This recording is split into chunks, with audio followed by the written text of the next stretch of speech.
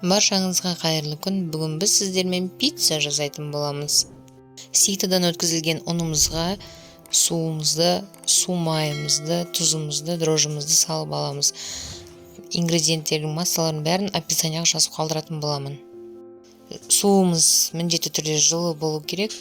Суға тұзды салып араластырып жасасаңыздар да болады. Мына видеодағыдай мен сияқты қоссаңыздар да болады.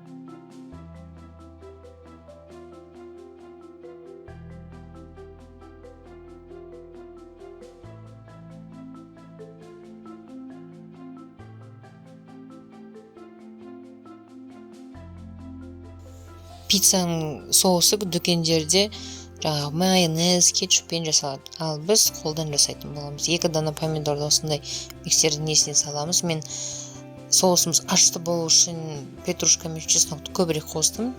Негізі бір кішкентай ас қасықтан салсаңыздар күшті болады.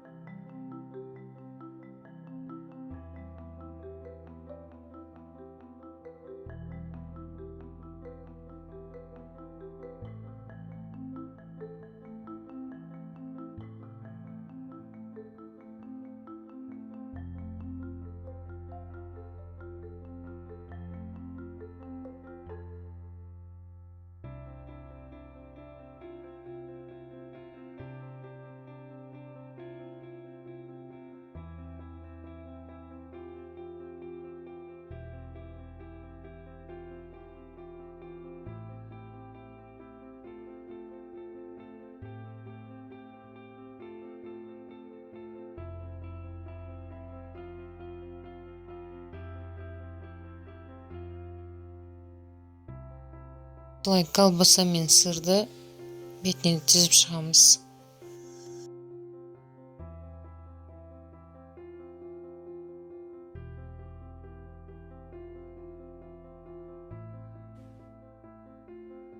градуста қызып тұрған духовкамызға 25 минут, 30 минут пісіріп аламыз. Тіркеліп лайк басуды ұмытпаңыздар.